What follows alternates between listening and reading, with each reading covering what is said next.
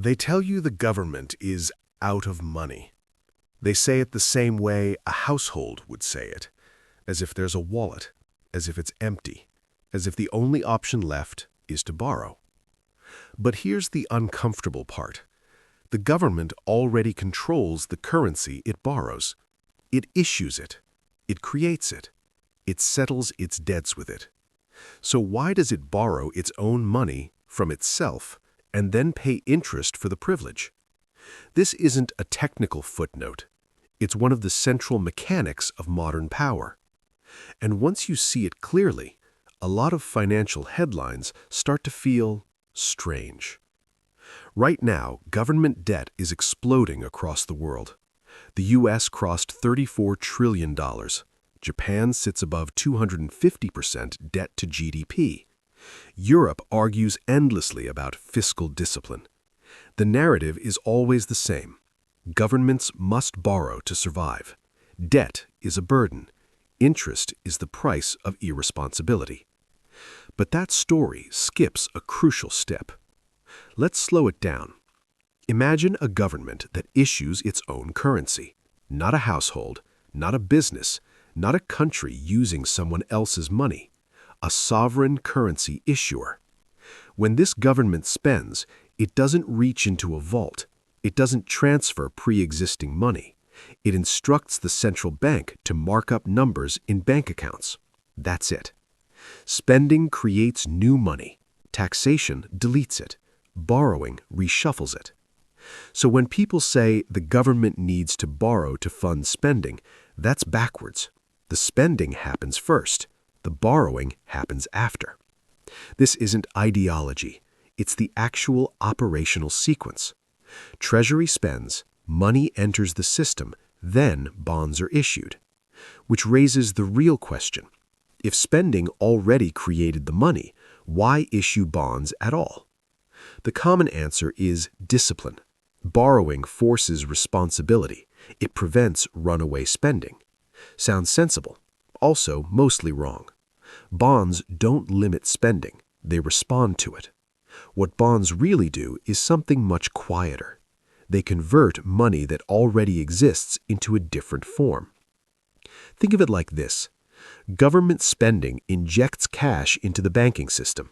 That cash doesn't disappear. It sits there. Excess reserves pile up. Too many reserves push interest rates down. Left alone, they'd fall towards zero. So the government offers bonds, a swap. Cash becomes bonds, reserves become securities. Interest rates stay where policymakers want them. In other words, borrowing isn't about getting money. It's about controlling interest rates. Debt isn't a necessity. It's a tool. And interest payments aren't a punishment. They're a policy choice. That alone should make you pause. But it gets stranger. Because governments don't borrow from the market the way you borrow from a bank. They borrow from institutions that already hold their currency. Pension funds, banks, insurance companies, foreign central banks. All of them are choosing to hold government debt because it's considered the safest asset available. Not risky, not desperate, safe. Government bonds aren't a sign of weakness. They're the foundation of modern finance. They're used as collateral. They anchor interest rates. They stabilize portfolios. Entire financial systems are built on the assumption that government debt will always be there. So when politicians say we're drowning in debt, what they're really describing is something else. They're describing the private sector's savings. Every government deficit is a surplus somewhere else. That's not a slogan, it's accounting.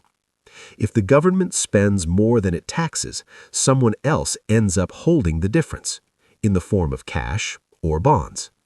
Debt is how those savings are stored, which leads to an awkward contradiction.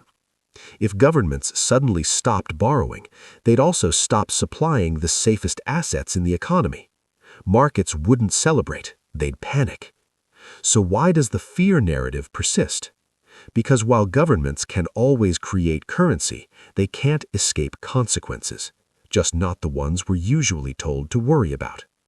The real constraint isn't insolvency, it's inflation. Print too much money relative to real productive capacity and prices rise.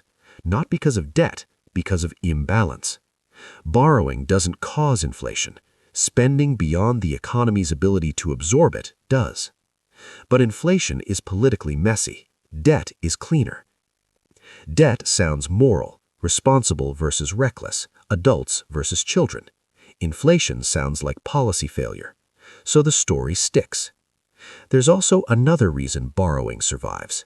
It creates leverage. By issuing bonds, governments bind themselves to financial markets. They create stakeholders. They institutionalize credibility. Debt becomes a signal. We're playing by the rules. We respect capital. We won't surprise you. In a world of global money flows, that signal matters. Especially for countries that want foreign investment, especially for governments that want stability without confrontation. Borrowing isn't forced, it's chosen. And choices come with trade-offs. Because once you frame public spending as something that must be paid for, you open the door to austerity. Cuts become necessary. Programs become negotiable. Public goods become optional. Not because the money isn't there, but because the narrative says it shouldn't be used. And that's powerful. Of course, this doesn't mean borrowing is harmless. Interest payments redistribute income. They often flow upward. They can entrench inequality. Bond markets can discipline governments indirectly, even if default isn't a real risk. And once inflation appears, the room for maneuver shrinks fast. Sovereignty doesn't mean immunity. It means responsibility at a much higher level.